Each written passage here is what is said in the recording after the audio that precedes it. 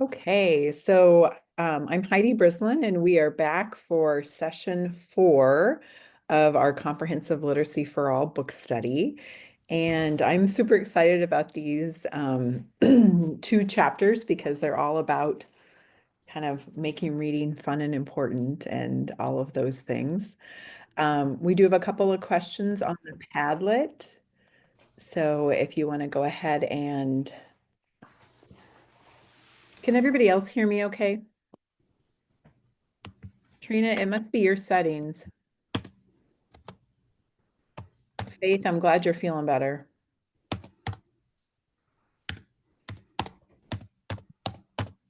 So I'll give you a few seconds to go ahead and put stuff in that Padlet. Questions today are,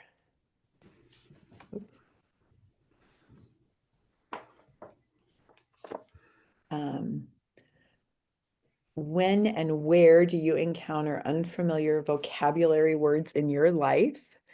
And what do you read for fun?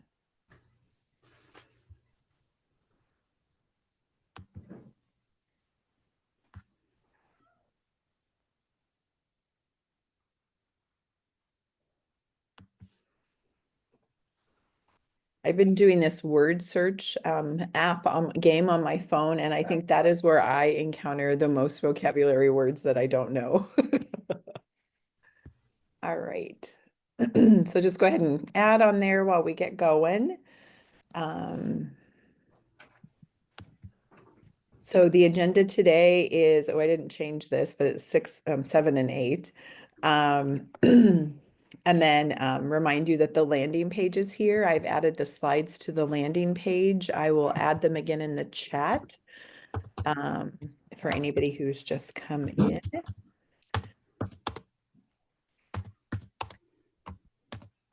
And the recording will probably go up by Friday. Just a reminder, if you're planning on doing a professional growth plan, which I really think you all should do to get those 25 free clock hours, is go ahead and get that going because you'll need to turn it in soon. And then just a reminder of our little reminder every week about do the best you can until you know better and then do better. I think in education, we're all in this boat a lot of the time. So just be kind to yourself and give yourself space to try one new thing at a time and to change your practice. So, does anybody have any success stories they want to share? You can unmute or anything you've tried that's worked or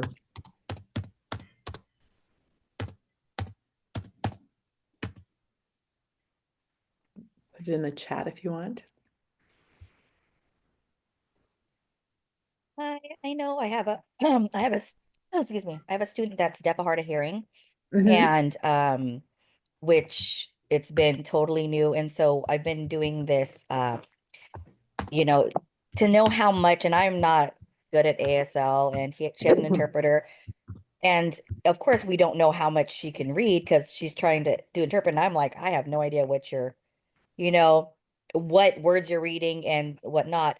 And so what I ended up doing is we have like picture to, you know, to text, and Mm-hmm. we it's did picture to text, and so we bought into that, and I've done that so she can see the picture and coordinate with the word.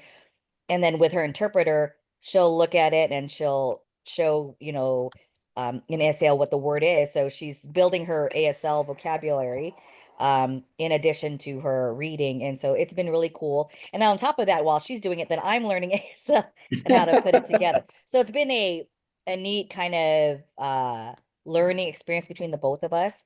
So that's really helped, to be able to have that there and to strengthen that skill, of course, and hopefully, Mm-hmm. yeah. Cool. And I know we've talked about writing in the past. And Faith Love, if you go to the Center for Literacy and Disability Studies, you can print the alternative pencil in sign language to look at doing some writing and stuff with her. And then you can learn the letter signs. So I always appreciate anything to help me learn as well. Yeah, I'm thankful I have the like I said, the basic letters and I have some basic sign and with the interpreter, it's been amazing. So and I think because I am not as knowledged, she likes to give attitude to her interpreter, like I'm not listening to you. But with me, she'll actually look at me and she'll try and communicate. So we're both like, okay, so if I do this, you do like, and so we'll both look at the interpreter like, am I saying this right? And so she'll look and she'll, so it's been a neat thing because it's almost like she gets to teach me, she's being the teacher, you know. Nice, Um, nice. and so that's been really cool. And so she's able to do some of those letter signs, and I'm like, cool. And then of course with writing, we're just having her that memorization of personal information and Hmm. putting that down. And so, Yeah, I'd start playing with that alternative pencil and go back to that chapter in the emergent okay. writing section. Um, I think you could actually get her doing some generative, beginning to do some generative writing. Molly's thinking that she might know this student. So it is a small community, Molly. Anybody else have a success story they want to share?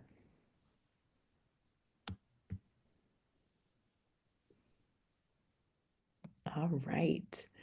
Um, all right. So I want this to be our mantra ending the year and going into next year is um, rather than teaching special education students to work, teach them to learn. Our gen ed students are doing the work of learning, and the teachers refer to it as learning. But in special ed, we seem to want to make the students work. So looking at kind of changing our narrative a little bit there, I think is a really good, it's a good goal for me. I certainly say work sometimes as well. Yeah, just another great way to um, talk respectfully to your students with complex needs in a way that, that their gen ed counterparts are being spoken to. So. All right. This chapter is about vocabulary, the first chapter. And here's Buzz and Woody. Vocabulary words are everywhere, which is right. They're kind of everywhere. So Dr. Erickson talks about this quote, which really resonates with me. I'm curious what you guys think that reading with comprehension, specifically extracting and constructing meaning from text, is the ultimate purpose of learning to read. That's why we want kids to learn to read. That's why we read. And so looking at, our students who struggle with reading, really working on how do we teach them this? How do we explicitly teach them vocabulary and, all the things that they need to do to be able to read with comprehension. Um, So let's see what it says about the learners with disabilities. Um, so, and you guys can chime in as well because you're the experts at working with learners with disabilities as well. Often they can remember explicit details, but they find it more difficult to make inferences or otherwise understand written text at a higher level. Do you guys see that? Give me a thumbs up. I see that. Um, another bit of the research talks about at least part of the challenge can be explained by their global delays in receptive language and slow rate of vocabulary acquisition. Everybody agree with that? That at least some of it can be explained by that, not all of it. Okay. Um, and then efforts to address comprehension and vocabulary have traditionally been focused on isolated concrete skills. So the research hasn't looked at that's traditionally how we've kind of done things. So, research looking at how do we really go about teaching this. So, yeah, so those are some things to think about. So we've got this But and this is really big, but students with significant disabilities can acquire conceptual vocabulary knowledge and more complex text comprehension skills with effective instruction. So that's the research says we can, we may have traditionally done it a certain way, but we can work on skills to teach them. We can work on instructional skills to teach them vocabulary knowledge and more complex text comprehension. All right. So let's look at kind of the difference between vocabulary and comprehension. I'm going to start on the vocabulary side. So vocabulary gives you a deep understanding of word meanings um, and concepts connected with words, and a robust receptive vocabulary knowledge. So teaching those vocabulary words is really, really important for us to then gain the skills to help us comprehend. And so comprehension is when we're the integration of language-based knowledge of the world. So one of the things I usually start any of my as an OT, or even as I'm modeling for teams as an AT specialist, is I'm always um, aware that our students don't all come to us with the same background knowledge. It could be because of their disability, they don't have the same experiences. It could be because they come from a different part of the world, that the experiences are different. So I always start some activities with how am I going to build that background knowledge? So it might be reading a book or looking at a website or something so that we all have kind of that same information. So when we start to build that background knowledge to improve their comprehension when they're reading text. Um, Being able to do that intersentence inferences, which I know is a really hard thing for a lot of students. And then the gap filling inferences, because the book doesn't always tell us all the details. Sometimes we have to make those inferences that, what do you think happened here? And, taking the time to stop at those parts of the passage and helping kind of them learn how to infer what might have happened. And then again, language comprehension. So vocabulary is really important to comprehension. They kind of work, they're interconnected. And so Dr. Erickson and Copenhaver talk a lot about how we need to work on explicitly teaching these skills. The other thing is students' motivation and engagement are the heart of reading comprehension instruction. So if we've got someone who's looking at it at like a Bob book or something at a very low grade and reading level, and they're in a middle school reading level, that might not be interesting to them. So figuring out how to find and use text that's age respectful, that focuses around some of their interests and their special interests is really important. Anybody have any thoughts on any of that or things you want to share?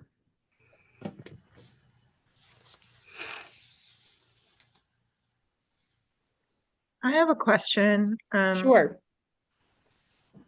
Do you have any recommendations for that? So because I was in a classroom, I was observing, and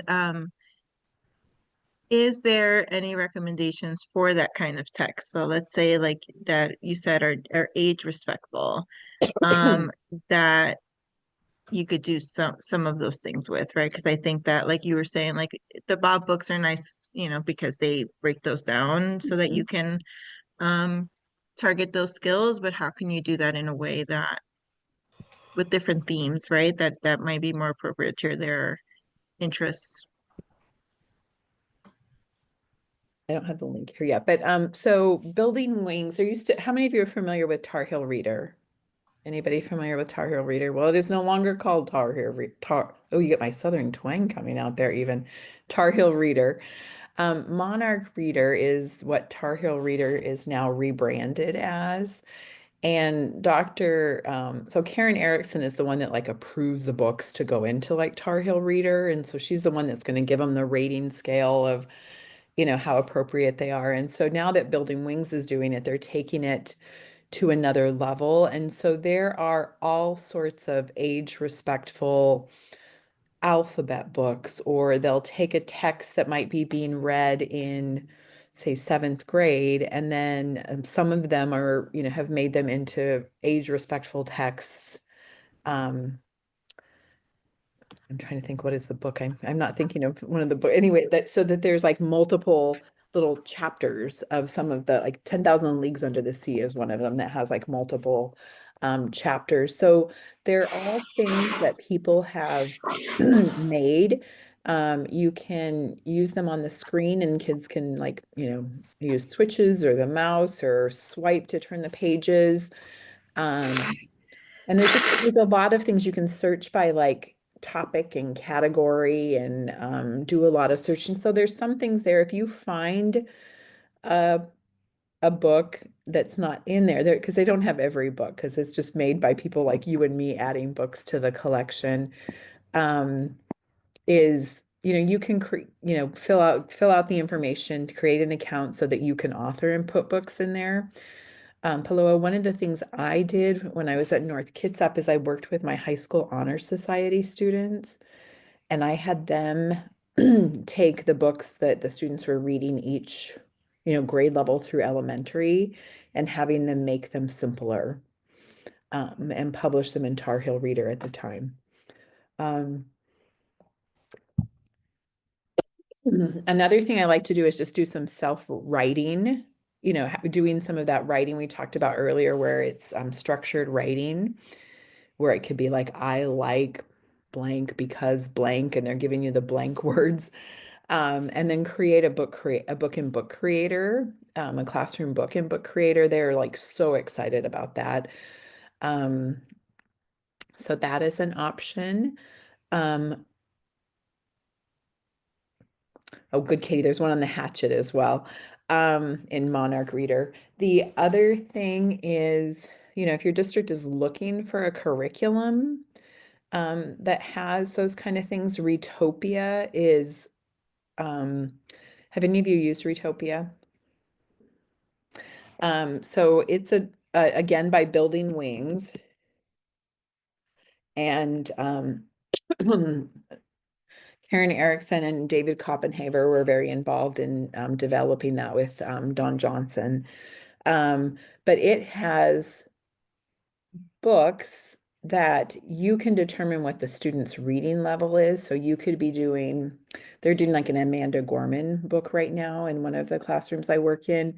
And so she can be like, okay, I've got these guys at Emergent 1, these guys are at Emergent 2. There's a little checklist you can fill out. And so you can print the books at their level, and then you read from the book that's got more vocabulary. So there's like 5 or 6 levels. And then they have Retopia Go, which is for like pre-K to second grade. So those are both really good tools there as well. The printing is a commitment. So that's something, when we adopted it in Edmonds, we went through a curriculum adoption for a tier 3 curriculum. That was something that, the special ed is like, you've got to pay for the printing. These kids deserve color books. Everybody else gets color books. And so the printing is quite costly. But so that is one of the drawbacks of that. But anyway, so that is a really great curriculum. Does that answer your question some? The other Yes, one, thank you. the other books I like, have any of you used Unite for Literacy?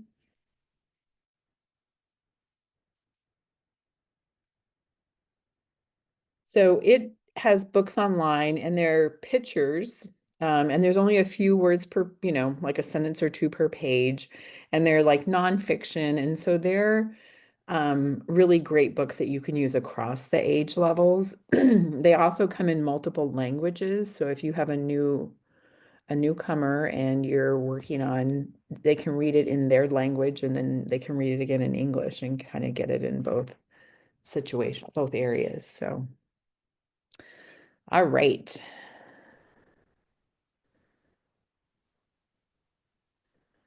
So we've got Allison giving feedback that she loved Retopia. Okay. So let's get back to our vocabulary instruction. Is you want to build a curiosity about words. Like, gosh, that word's really long. What do you think it is? And, just looking at really kind of building some curiosity around the words, do engaging interactive read alouds, focus on teaching what those connections are, and out of that, select what vocabulary you're going to teach. And, I'd say like with your AAC users, make sure that you're, the vocabulary, we don't need to add all that fringe vocabulary into their AAC device. It's like, is there a way they can explain it? So, like, if you're talking about volcanoes, you can say big, hot, goes up, and that way they can use that word to describe it. And you're not going to use volcano like very often in your everyday life. So you don't have to worry about adding all those vocabulary words to their AAC devices. I love this for vocab instruction as well as like alphabet and phonics instruction. Um, Katie, I am not 100% sure if they work for switches. I can't remember if the Unite for Literacy books automatically turn the pages or you have to turn the pages. So I'm sorry, I don't know that question off the top of my head. I know like if you create a book in Book Creator, it is now switch accessible to turn the pages. So um, anyway, okay. So for students who use AAC, a lot of times we tell the kids, okay, I want you to say the word, say the word out loud. And a lot of our students who are non-speaking are not able to do that. So you can teach them to say the word in your head, say the word to yourself and kind of use that inner voice to help learn the word. And you can have them do it in like silly voices and stuff. And that's a good way to kind of get them not only knowing the alphabet and the phonics stuff, but also with your vocabulary instruction. Use the words in the system to talk about new words, like like we talked about with volcano. And always work on spelling and writing. So for our kids who are at that emergent level, we can be working on that with the alternative pencil. You're probably working more on just writing, but then as they get more better at their emergent skills and are trying to move to some of that conventional level of writing, definitely start working on this spelling with them. And that's really important because students who are AAC users, if they can use the whole alphabet and spell, they can communicate anything they want because there never will be every word in their AAC system. So teaching them spelling is really important as well. So creating, have any of you tried any of those strategies when you're working with AAC users?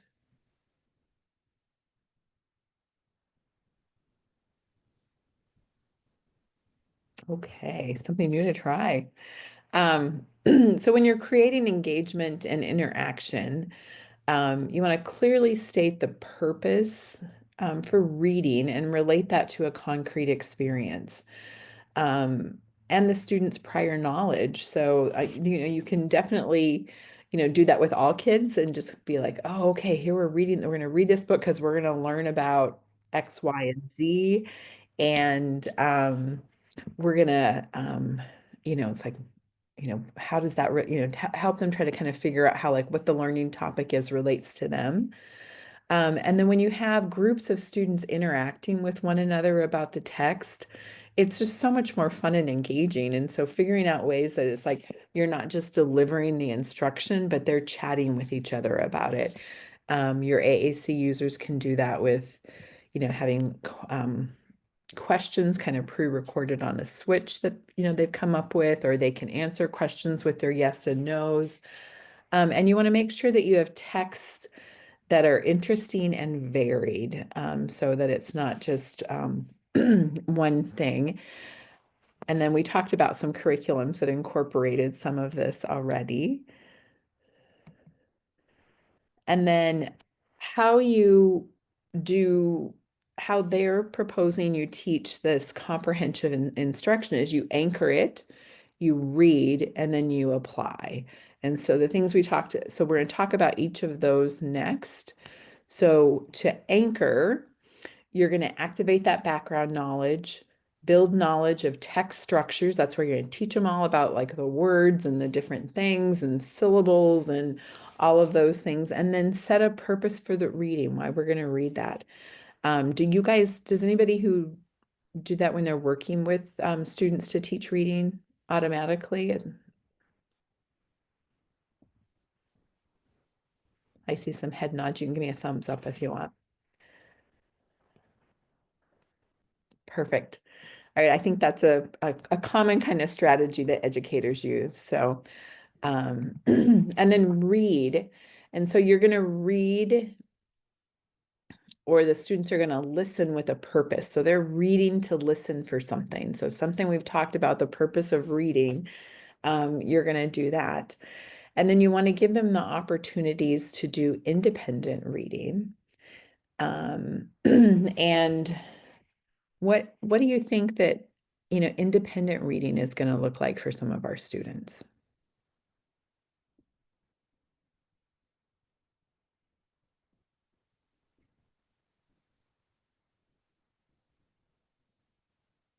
Sorry, can you repeat that question again?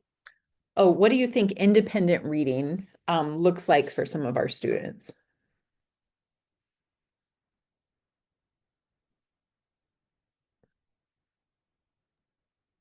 Some of our kids, I know that we do it through the computer and have it Mm-hmm. read aloud. Some is just a simple book and they're just turning the pages. We might have some staff who are just sitting there and they're reading it aloud while the students on the ground just chilling, hanging Yep. out. So it's just in multiple different ways to get receive. Um, yeah, we've done it in different ways from Yep. ours. And there's so many resources out there. Lisa said looking at pictures. And if you're looking at someone who's an emergent reader, they're looking at pictures. They're flipping through the book and they're looking at pictures. And so if our students are at that level, um, audiobooks, Bookshare is another great way to get that audio text for students. I'll type it in there if you're not familiar with it, and you can email me and I can give you some more information. Every student who has a disability or difficulty reading qualifies for a Bookshare membership, which gives them lots of access, and being sure that in your comprehension instruction, you're spending a lot of time here on that listening for a purpose or reading for a purpose, and some of that independent reading. I think we kind of skip that a lot of times with some of our students who are struggling readers, and so they don't get to go through those developmental levels of learning how to read. Apply is we're going to check for understanding. We're going to see if we match the purpose and provide informative feedback. And so, doing that really good chatting with them about, again, why they're reading and did they figure out did they find it in the text? A variety of things. Um, and then the thing that I think is really important is to keep your eye on the prize. What is like the long-term outcome that we're wanting? And everything we do in the name of reading instruction should serve to help students independently read a broader range of texts for increasingly complex purposes. So I think if we keep our eye on, like, we're teaching them to read, but our goal may not happen this year, but our goal is that they're going to be able to independently read, whether they're reading with an audiobook or Bookshare, which has the text and the audio, or some picture supported things, or a screen reader, or they're reading, a regular book, is that we want to have that goal of we eventually want them to be able to independently read and comprehend what they're reading. So I think that helps me kind of put it in perspective. I know that I'm like, okay, I know there's these pieces that we need to teach that are important to get us there, but if we know that's our long-term goal, and what I've seen over and over again with some of our students who really are struggling readers or have really complex disabilities, some of them will finally learn to read in like high school, that it'll come later. And so building all that foundational work and filling their cup and helping them see that they're a reader. I think so often the message that students are inadvertently giving is that they're not a good reader, and coming up with ways that are engaging and fun so that you can, so that they see themselves as a reader while they're doing the hard work of learning how to read, I think is really, really important. Any thoughts?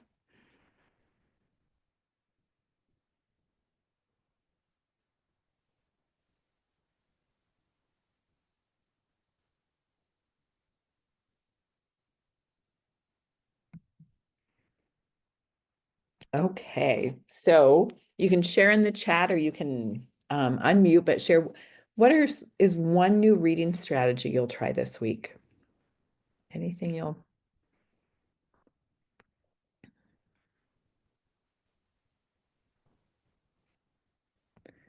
I know for me, the thing I always have to remember is like sharing the purpose.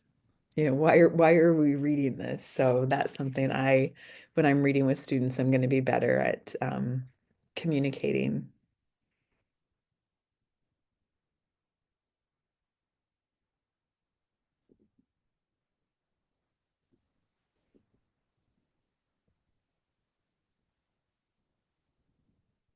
All right, well, I'm gonna let you, I'll keep monitoring the chat, and if you get that in there, that would be great. Um, okay. So self-directed. So we went from like teaching vocabulary and comprehension. And so now looking at some self-directed reading. Okay, we've got some things in the chat here. Let's see. Um,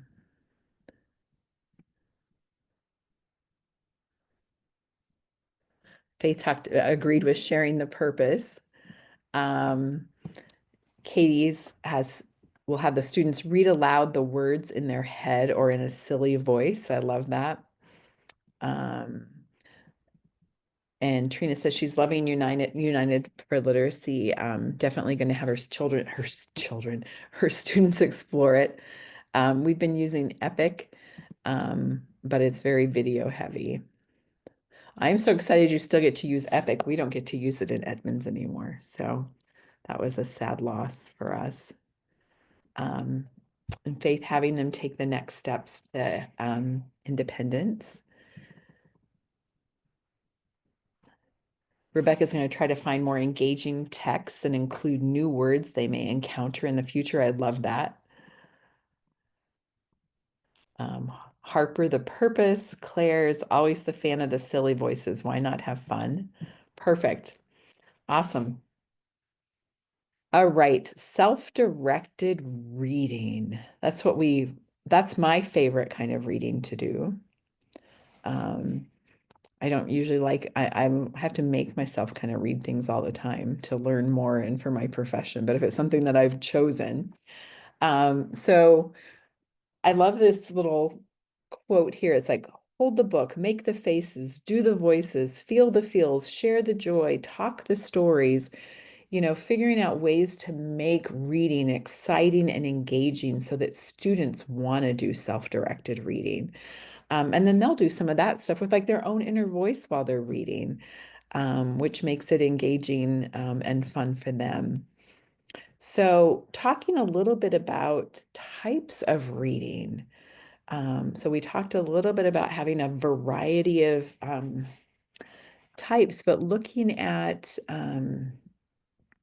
in your classroom library having a variety of picture books, and you can come up with some age-respectful picture books, that I try to find books that have like beautiful illustrations and really advanced vocabulary that are age respectful kind of across the grades. And then it's okay to have some picture books in the classroom. Um,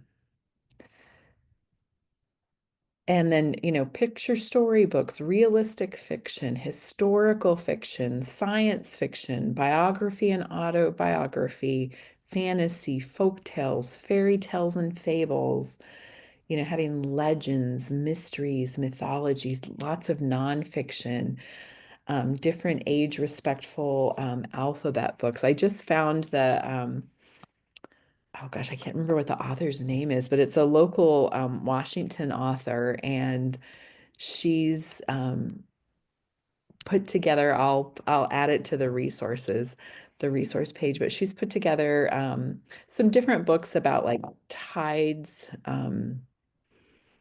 tide creatures, low tide creatures in the Pacific Northwest. And so she's got four. And so one of the books she's put together is this like totally fantastic alphabet book. And so it talks about different like sea creatures and animals you might find in the Pacific Northwest for every letter of the alphabet. And there's about 3 sentences on every level. And so I just love, like, if you have a group that are more emergent, newer readers, you could just read the first sentence of the paragraph. But if you're up in those upper grades and you're really looking at building some background knowledge around the alphabet, you can read the whole paragraph with them. So I'll pop her books in the resource page on our landing page.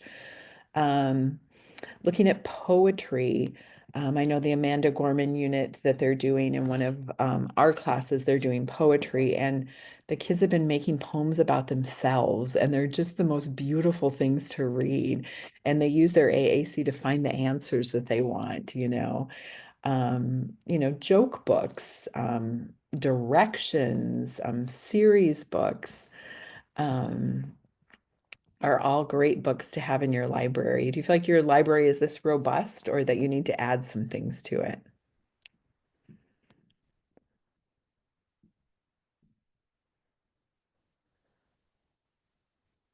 Oh, Molly got like a how to do the paper airplane directions. Awesome.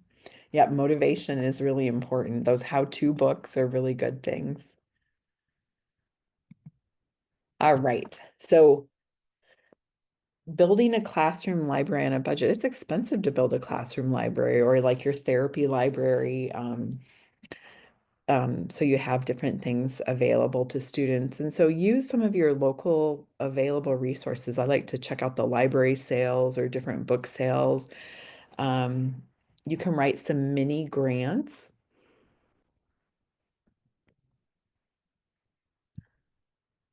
Excuse me, we talked about the online reading resources that are free already. So looking at Unite for Literacy and Bookshare and some of those tools that are out there. Checking out like the book section in Goodwill or the Salvation Army or yard sales. I know when I was pregnant, we were trying to build our library for our new coming baby. Um, and man, I hit the yard sales and we got like all sorts of great books there. And then you can ask for help from clubs and community foundations. Um, one year I had the Junior Honor Society at the middle school do a book drive for us. Um, and then, that's a great way. The other thing is if you're getting on and off the ferry, all the little travel brochures, those are like great things to have in your classroom library. So swing by and grab a few every time you come and go. So those are great things to have, especially for someone with like really unique interests or like catalogs that you get like around the holidays. I think I still get a Lego catalog. Um, so And then Karen Erickson talks about the main reason for maintaining a diverse collection is to maximize the opportunity for all students to find something to read that connects with them, with their topical interests, their text preferences. Um, Text has no use if a child will not read it, and the same holds true if they cannot read it. Um, So we've got Craigslist, here's some other things in the chat. Classroom Life. Yeah, nice. You can do some things to get things fairly free. It was interesting. I'm part of a disability advisory committee in the Edmonds School District, and we did 3 webinars. And so this month, our webinar was on special ed programming, and we had a panel of adults who had gone through special ed programming or parents who had students that are going or have gone through special ed programming. And one of our speakers was autistic, and she was saying that, for especially so many of our students who are autistic, they have very specific focused interests. And we try to get them to kind of read things outside of their interest. And she's like, I like to read and read and read and take a deep dive and fully understand everything. And all the literacy and learning things that you can do with that. So she talked about her mom had homeschooled her. And so they would have crafts about what she was reading, or they would do plays or skits and, try to capitalize on like they're learning to read, they're learning complex sentence structure. But it is this narrow focus, but they will do just about anything for you within that narrow focus. And so looking at some more neuroaffirming ways to incorporate these strong preferences into learning to read, that we don't all have to read the same thing. I think that was just such wisdom that she shared with us. So, all right. Anybody have students who have those narrow interests and things that you do to try to capitalize on that you'd like to share?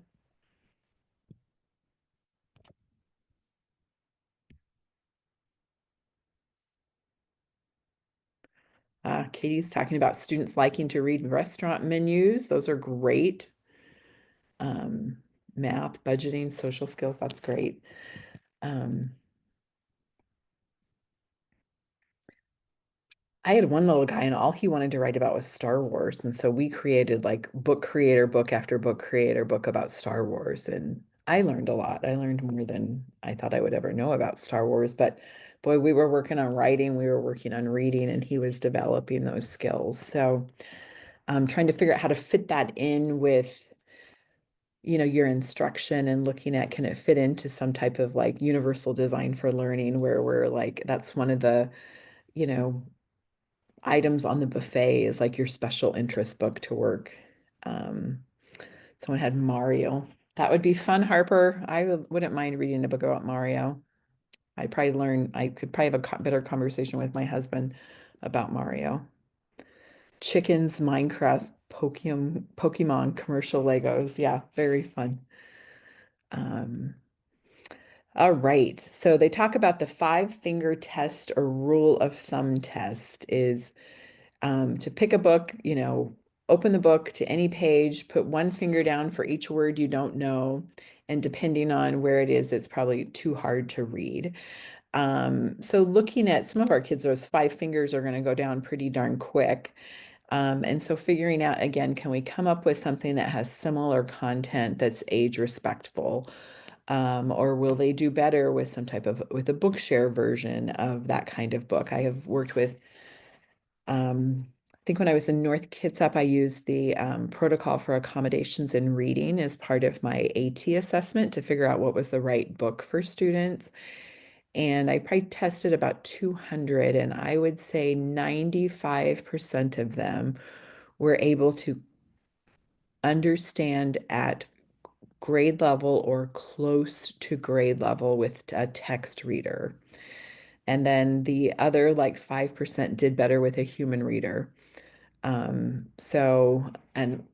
were just a handful that did not do better with either of those. So, is there a different format you can give them that text in that they really want to read?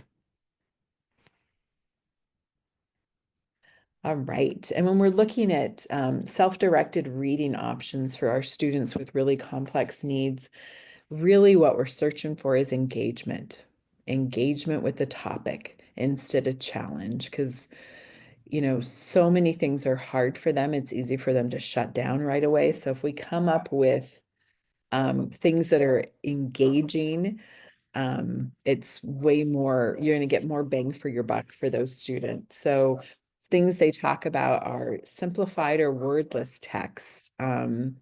Use predictable text where you've got some repeated lines or the same starter phrase over and over again. I like to use Book Creator to kind of create some books like this for them, or Monarch Reader has some of these as well. Teach students a different rule of thumb for gauging the difficulty. Is there a different way to kind of figure out, is there a different tool or thing I can use? And facilitate the students reading of just right books, and do a lot of read alouds for those books that maybe aren't so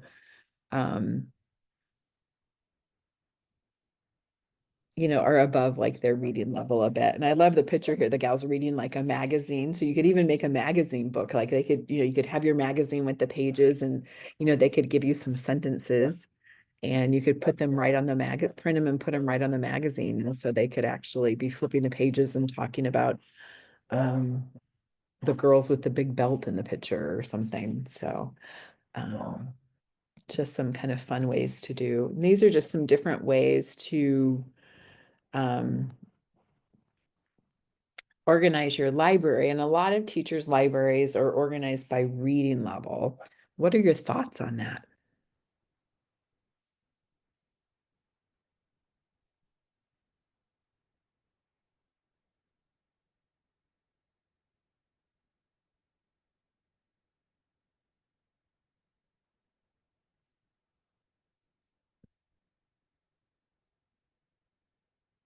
Or what about, the other question on this slide is, what about genre? Instead of reading level, what about genre? Why or why not do it by genre? So what are your thoughts on that? You can add it in the chat or speak up.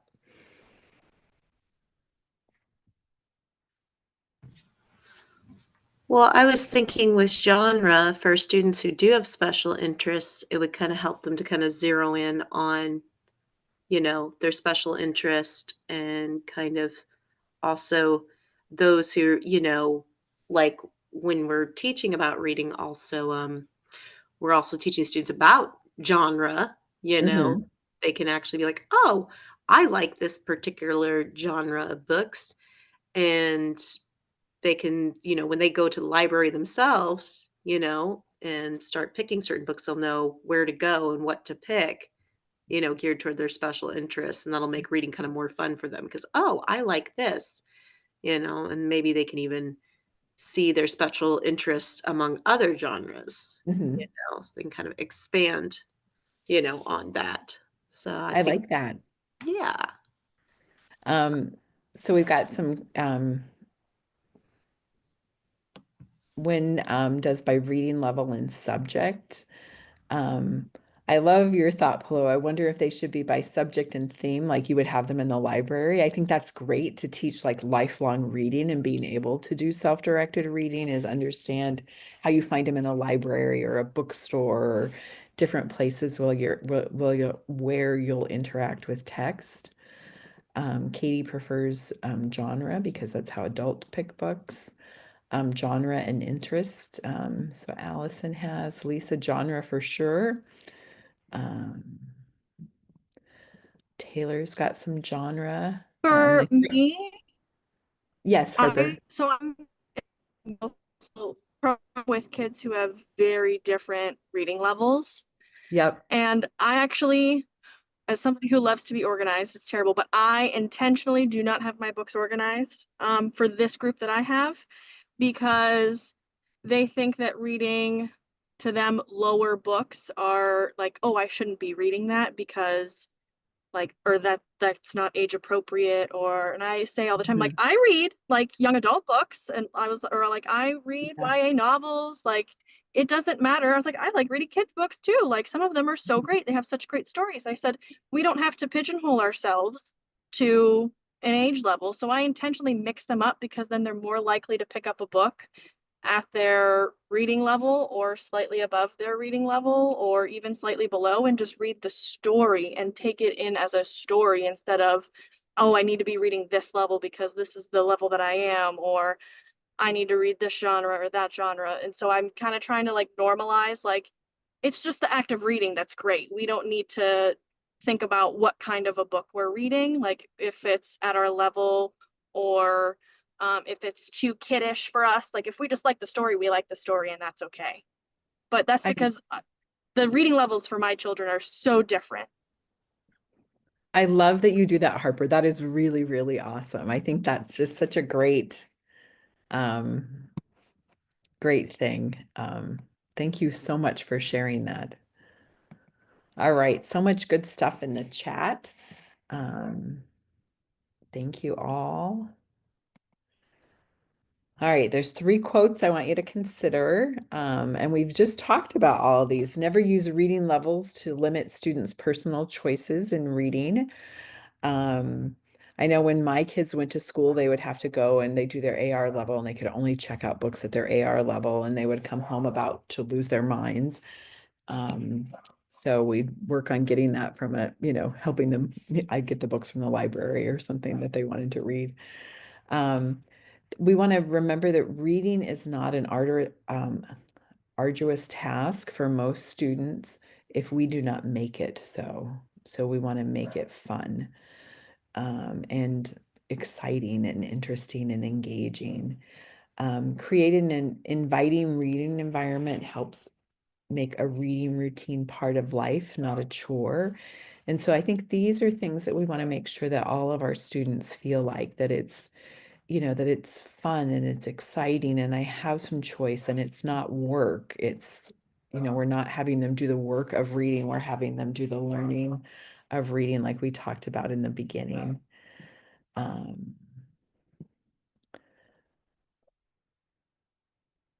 Yeah, Molly was talking to AR books and the color coding, but she separated them by genre so the kids could find what they were interested in. I love it. All right. And this is a thing that, I am not a teacher, so I don't get the opportunity to do this as much as many of you. But having those one-to-one conferences and talking about asking them questions that are, again, really seeking out that connection and that experience and that interest is like, what are you reading? Can you read part of the page that you liked out loud or have the text reader read it? What kind of text do you like to read? And I love this. Who else in the class do you think might like to read this? And so then they might recommend it to a friend and, start expanding some other kids' interests in things that they like to read about. What do your one-on-one conferences look like? There's no right or wrong answer.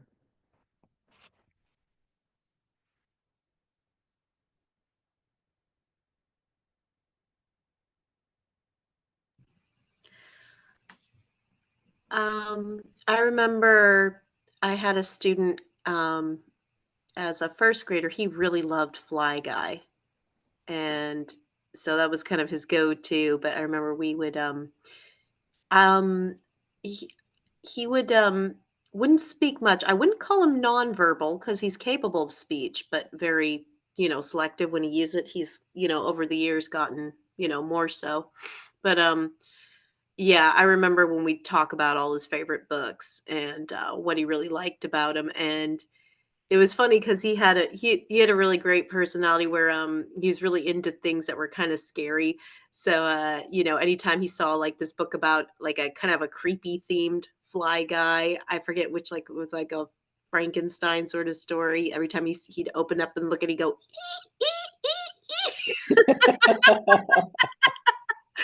I'm like, where did you learn that? It's so funny. And that's that wonderful engagement. And I love that. It's like crack me up every time.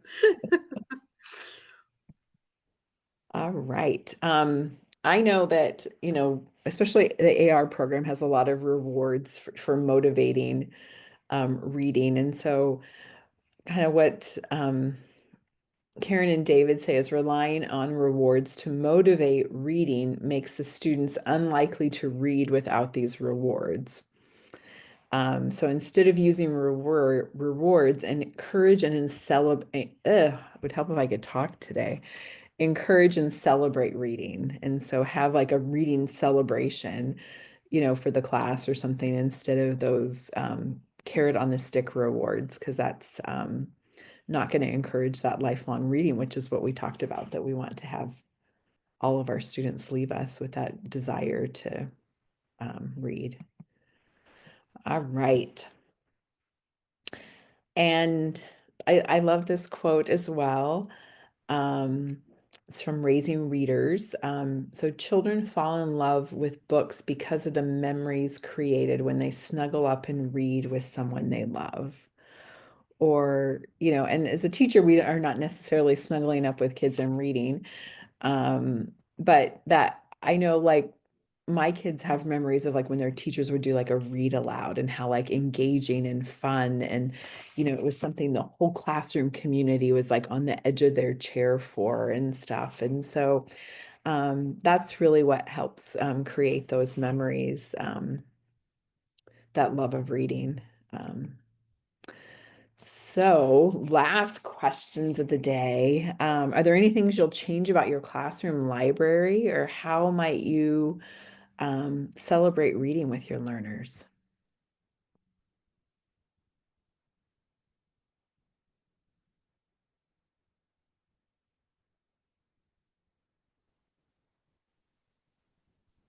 I think with our classroom library, I think we gotta make it in an order. I love that what it looks like, how you guys had the picture, but my thing is my OCD starts kicking in and I'm like, I need to do that. But I need to be okay with not doing that and start to kind of set that up in a better manner and probably start building in more like that. I know my coworker Sarah used to do it and behind once in a while and say, here's 10-15 minutes of independent reading, grab a book and do whatever, just kind Yeah, of do it and do whatever. And I need to step up and do a little bit more and hope to do that a little bit more. awesome. Rebecca's going to hype up some books at the beginning of the group each week to expose students what's out there. Nice. And in that independent reading time, the other thing that they could choose was online stories or animated from like Sora or YouTube. They could pick a staff person to read with if they wanted to. So we did, yeah, everybody just 10 minutes every class period. They loved it. I love it. That's awesome. Yeah, there are so many ways that we read. So thanks for bringing that up and sharing that. Anybody else? Well, Lisa talks about them doing, oh, sorry, I interrupted somebody. Go. Oh, you're okay. Because I'm in the middle school setting on Fridays and during advisory, I give students time to present on something that's in their interest. Nice. And they have slowly, with some light, gentle nudging, done it more about some books that they're reading about. And then I've slowly added to them and have made it a criteria of like, okay, when you do this, then you have to tell me books that you would recommend based on this topic. And they Awesome. love it. Awesome. That is so great. Lisa talks about they do DEAR, drop everything and read. We'll give the kids flashlights if they want to be on the floor under their desk. I think any grade level would be excited about that. Katie's got a celebration of tea or hot chocolate parties, are fun while reading. Other elementary teachers do that in her school. Nice. All right. Well, we have reached the end of session 4. So we have 2 more to go. I'm just so thrilled that all of you all are here and, just really excited that we've been able to do this learning together. Any questions before we go?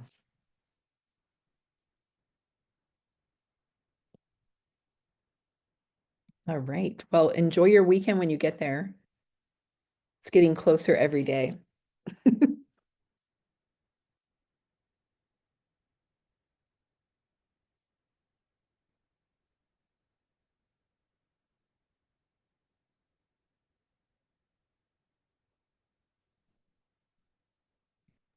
Thank you. All right, thank you so much.